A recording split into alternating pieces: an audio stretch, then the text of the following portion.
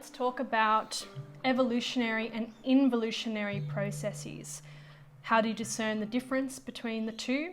Why converging them or merging them, being across both of them, is vital and necessary for the ultimate integration and sustainability of the individual and the individual integrity, okay? And we will look at the virtues and vices as well of both of those directions. So to some degree, we are all being called to at this time to include both of these aspects, because in the past they've been separated, and to the degree that they're separated, it's like they become dissociated from the other half in a way, because everything is one, everything is included in the field of intelligence, let's say the field of life, the cosmic creation. And yeah, evolutionary and involutionary movements, while discernible in their qualities, are really one in the same. And yet it's very easy still for people to get caught in one or the other, because the nature of them, when you compare them with one another, is kind of paradoxical in some sense. So let's start with evolutionary processes. Evolutionary processes are anything that has to do with the evolving out of and raising out of old forms of being, old ways of being. So in a simple example, a most basic level, simple level to conceptualize, we could talk about a principle. Why a principle? Well, let's say you've lived a pretty conventional life, but maybe there's nothing particularly special, or maybe you're not contributing anything outside of your own immediate affairs, right? So maybe you have this inner longing to orient yourself towards a principle that is greater than just what you are concerned with. So rather than being just caught up in your affairs, maybe I want to serve others. I would like to make my life more functional for others, for the sake of my community, certainly my family, and maybe even beyond that. So that would be an example of orienting yourself, reorienting yourself, and shifting out of old identification with, let's say before it was just about you. Your life was just about you and what you were doing and what you could get out of life. And we're shifting out of that identification with the self, with me, and you're shifting to a greater principle of selflessness or sacrifice. So selflessness, sacrifice, service, these are aspects of a higher principle. Truth is a higher principle. These are values. And when we start to contemplate and consider what these mean and what they look like in our lives, or the lack thereof in our lives, then this calls for a changing, a period of evolution, a changing of the old ways of being. Maybe a lot of the activities that you used to participate in get cut off because you see these were selfish.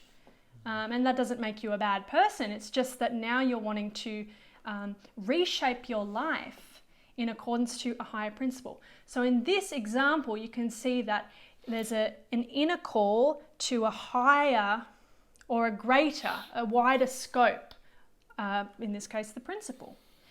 And that is an evolutionary movement of growth. It is going from crawling to walking, and maybe there's a stumbling in that. But in that example, crawling to walking being one, the field of your exploration completely changes once you're up and walking versus crawling, or certainly coming up and out of the ocean to walking. And oftentimes before people get to that evolutionary point or evolutionary path, they get to the end of something that has been happening in their life. So something has been emptied out of its meaning. So it might be a situation where you have gone through a career or a series of careers, or you've raised a family, or you've been in a relationship or relationships, or you've been through hardship or suffering. And something in you then wakes up and you yearn for more. There's a yearning for something beyond what you presently know. That's a very good sign that you're on the precipice of evolution, right? So this is exactly what we're talking about. And there's degrees of evolution too, because I mean, the example that we've been talking about is service and sacrifice, right? These are deeper principles that call on a greater psychological maturity. And that's a different dimension of evolution versus just evolution and learning based on something that you want. An example of that could be, I want to work out at the gym just so I have a hot body. And if I have a hot body, then people find me attractive. And if people find me attractive, then I get more sex or something. It's fine, but it's just self-motivated. And that's very different from, let's say, going to the gym to have a functional and healthy body so that my body feels better and it's more functional for me to utilize it for greater service or a greater contribution. Yeah, and there's something about that switch into the evolutionary path that involves the dissolving of the preferences, because you've got to remember that prior to that decision being made, if we could call it a decision, a lot of the movements from the personal life have been based on what I want, which is what Risa's been saying. Then what starts to happen is you start to make decisions based on the principles, again, as Risa's been saying, and that doesn't always feel good. So you're really in this position of, okay, but now I'm feeling like that's right, but it doesn't feel good.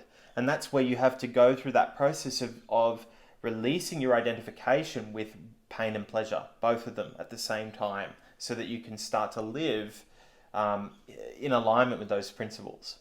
Mm-hmm. Yeah. Right. So, the good things about the evolutionary path are the virtues, are initiation, conception, growth, new life, and also death. So life and death, because there's a new life that is the higher principle, the higher or the deeper even promptings, something greater than you. That's new life. And the invitation with that new life is the death of the old. And so those movements of expanding, when people have those expansions of consciousness on the evolutionary aspect of that cycle, it can just as much be about growth, and like cutting off all the old stuff. Oh, that old relationship, that old job done, even sorting through my closet or something. Clearing out the old, cleaning the house or something. They can all be as part of that, this evolutionary expansive movement. It can be like, this needs to be created or this needs to die. It's like the radical beginner and the radical ender. That's what this is. That's the Shiva element. So, it's the Christ element of the sacrifice, all of these themes. So those are the virtues. They can be very expansive and a lot of energy can come with those, like an in-breath of life. And the vices of the evolutionary path, because we have to consider those too. So if you are just on the evolutionary aspect, or you are attached to the new life, the new energy, the new resources that come through that expansive aspect, then you can run into the trap of becoming bypassing or avoiding of the body, of some of the intimate aspects of the human being. Because remember, the evolutionary path is about lifting out of form, which is good, but it can also be a bad thing if you start dissociating. So a good example of that would be, let's say you have this high principle of wanting to be a self-sacrificing, honest person. That's a great contributor. And then what happens is every part of you that doesn't live up to the ideal, you shame or condemn or repress even. Because if there's a fixation on just becoming what you want to be in that higher principle, there can be an oversight or a blind spot to actually taking proper responsibility for really spending that time to get intimate with you and your own nature. And these things have to do with the involutionary aspect, but we'll flesh that out in a little bit. So basically one of the biggest vices is dissociation, or a desire to evolve from a limited point of view, which is like the example that I said with going to the gym. Like, oh, I just want to get better so I can be the best version of myself for me. It's like there's a self-obsessed kind of evolutionary thing. And that this is seen a lot in the field of personal development. Personal development, that arena, there's some good things, there's some bad things. There's certainly a lot of, however, wanting to get better just because. And another example of a distortion or an immature version of the evolutionary aspect can be even motivational speakers. It's sort of like, you can do it, da da da da da, but it isn't necessarily grounded in anything practical. Yeah. So that's a really low example of that delusion, but really trying to illustrate the point there. Is there anything else you wanted to say about the vices? No, that's pretty clear, isn't it? Clear. Yeah. Right. So, in exploring those vices, that takes us naturally into exploring the involutionary aspect. So if evolution is about raising up and out to get a clearer picture, to tap into a higher ideal, then involution is about coming into matter, coming into the body, and immersing yourself with existence, with your own life, in a way that, in its virtue aspect, isn't self-obsessed, but more so in a way scientific as to you looking at what's going on. Psychology, in a way, much of psychological practices and theories are based on involutionary aspects. It's looking at the human psyche, healing trauma, connection to the body, sexuality work, embodiment in general. These are all involutionary processes, and they are very much connected to opening the nervous system, feeling a sense of oneness and almost touching that greater principle that we spoke about before, but feeling the greater principle, connecting to nature. So involutionary processes are actually that aspect of wisdom, we could almost say.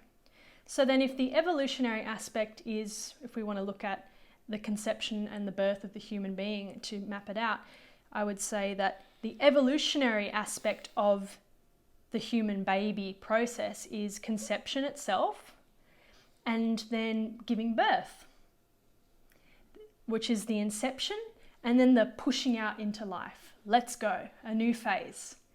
And we can actually see, if we want to compare evolutionary movement as a masculine aspect, involutionary wisdom as a feminine aspect. And you can actually see that in the way that the sperms, the fractal physical level, the sperm of man's body is really what starts the process of birth and conception, right? That's where it begins. And yet, that actual movement is so simple. It's like sperm, egg, done. And then the rest of that is really based on those involutionary movements, is it not? 9 months in the womb. That's why the woman, bears the burden to some degree, a little bit more in terms of having the baby in her body. There's a lot of that feminine intelligence of eating the right things and moving with those cycles. This is the involutionary wisdom aspect of nature itself, of the wisdom of matter, bodily processes. And in a mystical sense too, because we might think evolutionary is like higher mysticism, but there's just as much that mystical element within the deeper aspects of matter, which are deeper than the immature aspects of matter, which are concerned with like just being occupied with me and my body and what feels good to me. Yeah, and so when I think about the involutionary side, what I'm seeing is how do we bring those aspects of matter into the support of the evolution. That's the way I see it in its highest expression, is what are these different frequencies or activities within matter that can be applied towards the fulfillment of what is realized here. And that's where it becomes immensely creative. That's where we really see how much of it depends upon her. As Risa's saying, he's just that catalyst. He's the one that goes this, but she's like here. And she brings everything into that, and based on my personal experience, sometimes that can be like 3 or 4 different ways of operating. She's so full of intelligence. It's not just one thing. She's trying to bring in a multitude of operational functions to satisfy and complete and fulfill that evolutionary impulse. It's unbelievably genius. It is unbelievably genius. Great scope and breadth. And if we compare it to what I said before, right, about conception as the evolutionary aspect or the masculine principle, it's so important in that it starts everything. Without it, you can't have the natural processes of the involutionary aspect. And yet the feminine aspect is still doing that much more because it is concerned with the incubating processes. So let's compare this to, what does it look like then if you include both of these movements? An evolutionary movement is, all right, new life, a new principle. I'm going to give up this old aspect of myself and I'm going to serve something greater. And that movement thrusts you into that expansion. And then as a way to integrate that expansion, you move through the involutionary processes. Yeah. You can't just decide you're going to live a life of truth and then there it is.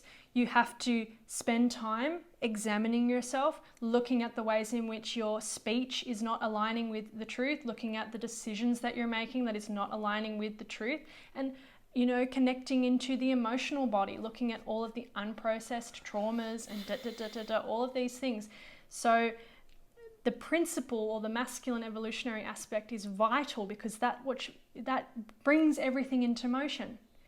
And if you don't have the evolutionary aspect, then those wisdom aspects of the involutionary movements kind of lay dormant. It's like the egg that's not been penetrated by the sperm. It's just, it's all the intelligence is there, but it's not moving, right? Or the power stored in those aspects just moves into the old subconscious structures of the ego. Right. Right? And that's where we create chaos. Because you have all of this energy in the earth that wants to be liberated towards a clear purpose. Yeah. That is a higher purpose. But until that actually happens, all of that dormant energy, well, it just goes wherever the subconscious is going. So that catalytic force is, yes, it's the impetus. Yes, it's that which initiates, but in a way which we've kind of already touched on, it's that which destroys the old wirings so that the energy of the matter in the involutionary path can move in its most expanded, liberated way. Mm-hmm. So actually we're talking about when we bring the evolutionary and the involutionary together in its highest expression, it's the full liberation of both, right? And so people in some of the neo-tantra communities, for example, might go, well, part of that would involve me restricting some expression of my sexuality, let's say. But actually, the true restriction is found in not doing that. The true restriction is actually only the case if you do not go in as consciousness, as that evolutionary principle and liberate. And the selflessness too, the sacrifice. So, and basically, James just touched on there the shadow or the vice aspect of involution, or the involutionary movements, which we didn't really describe, but it's kind of implied, right? But it's just that. It's all the intelligence of the wisdom processes that are not able to be liberated or synchronized and merged with a greater principle. So that would be someone that maybe has a lot of natural sexual magnetism, but it's all about, again, it's all about me. So the evolutionary aspect lifts us out of old ways that form has been patterned and habitualized.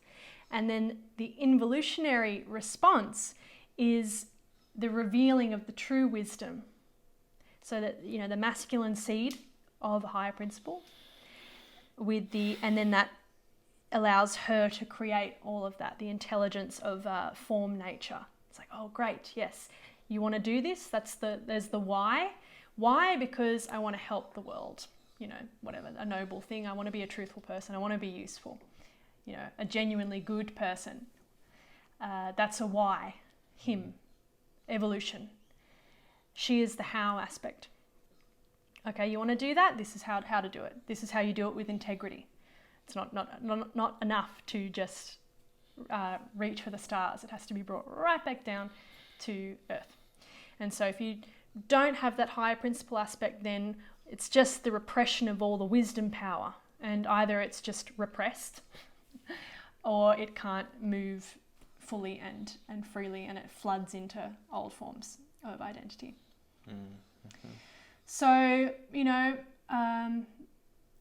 an example of teachings I think would be a good thing to mention too. So evolutionary teachings could be about soul. I mean, we work with the esoteric sciences, rheology and initiation, and those have been confirmed through our own direct experience.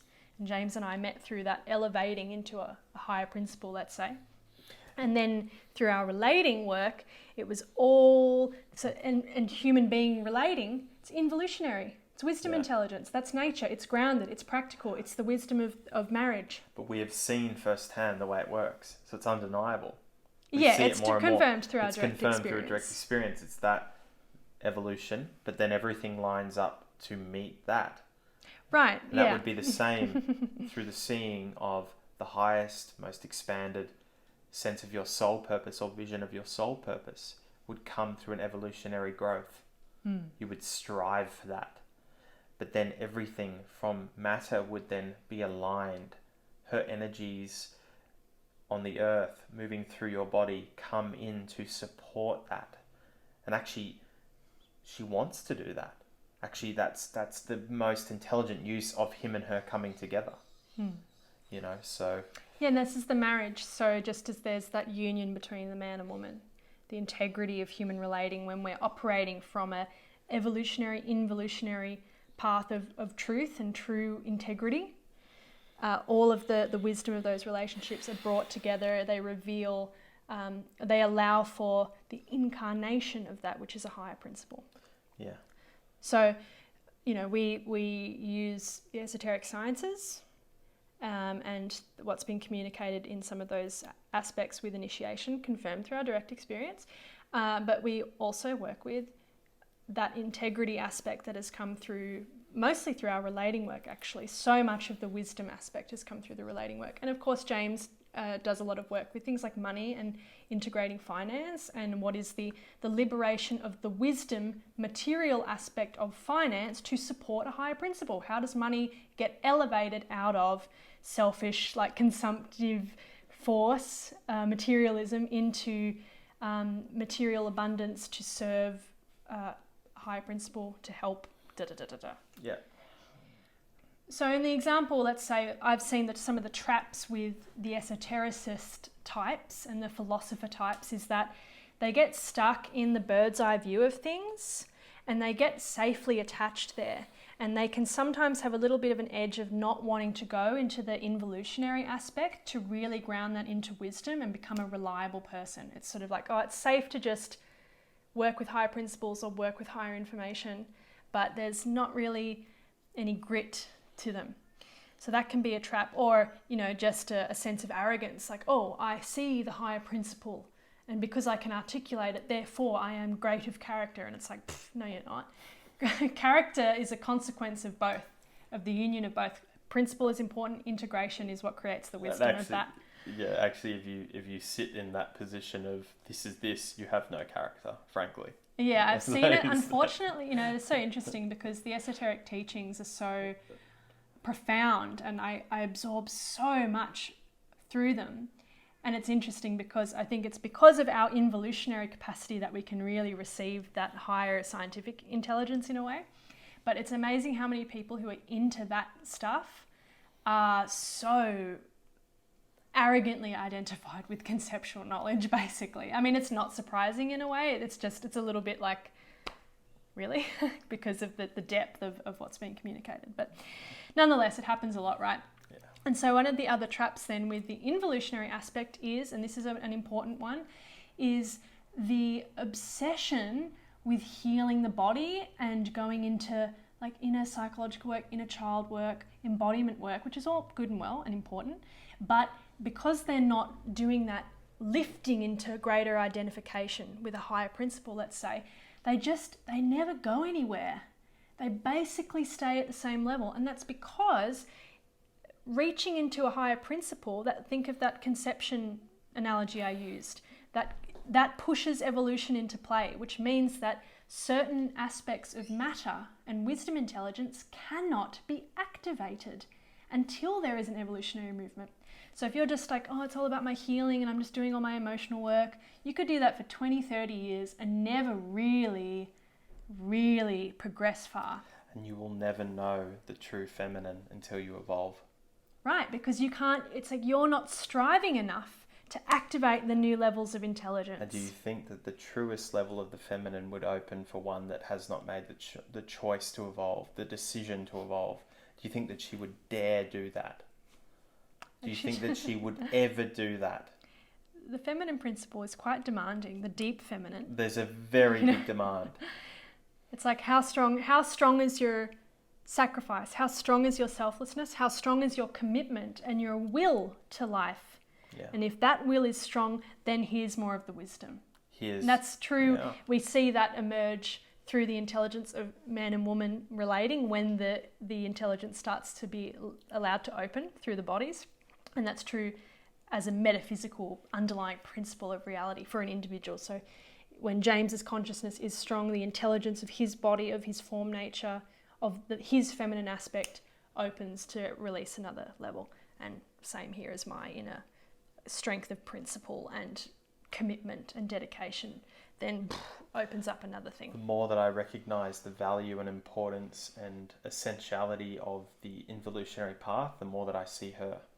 The more that she recognizes the value, importance and essentiality of the evolutionary path, the more she sees me. That's right. important for relationships. So if women, and it can happen, it's not sex dependent. A man could get stuck in involutionary teachings. A woman could get stuck in evolutionary teachings too. But generally, you might see women be a little bit more prone to getting stuck in only involutionary movements. And it's frustrating because the involutionary wisdom wants relating and the integrity of relationship. And yet if you're just that, then you can't birth true relationship because you need the evolutionary aspect of the masculine to do that. And that's why I've seen a lot of women who move with a pretty decent amount of wisdom, let's say, or they're healers and whatever, and they talk about love and they talk about God, but they're still not very nourished in the field of their relationships with men. And that is has a great deal to do with a lack of acknowledgement of the evolutionary aspect, which Hugely. Is discipline and commitment and death and new life. There's something in that, this is going into a different topic, but it kind of relates. It's something about that man having that reverence of woman in her involutionary ways and coming into that in himself and really, really honouring all of that, the sexuality, the care of the body and the dealing with these sorts of things. And the humanity. Nature. And it's also woman's reverence of the fact that man could leave all of that. He could transcend it all. And there's something in that where woman would go, wow. He would leave behind how he feels all the time. For the sake of loving. For the sake, even if it was a momentary, he had to disconnect from something, but he would do it from a place of, I have to do that. So this is something where we can actually see our relationships a lot more clearly if we understand this framework. We can see actually what's going on here. That doesn't mean that we have excuses to stay where we are, but it means we have a reason to understand.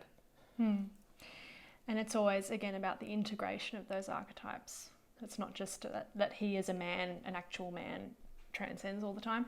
Just as me as a woman doesn't do the involutionary thing all the time, because it doesn't work, because we're projecting out our other half. We are one, which means that he is in me, or my masculine is here and his feminine is there, and da-da-da. That's the fractal aspect, every layer of reality. It's pretty awesome. Awesome.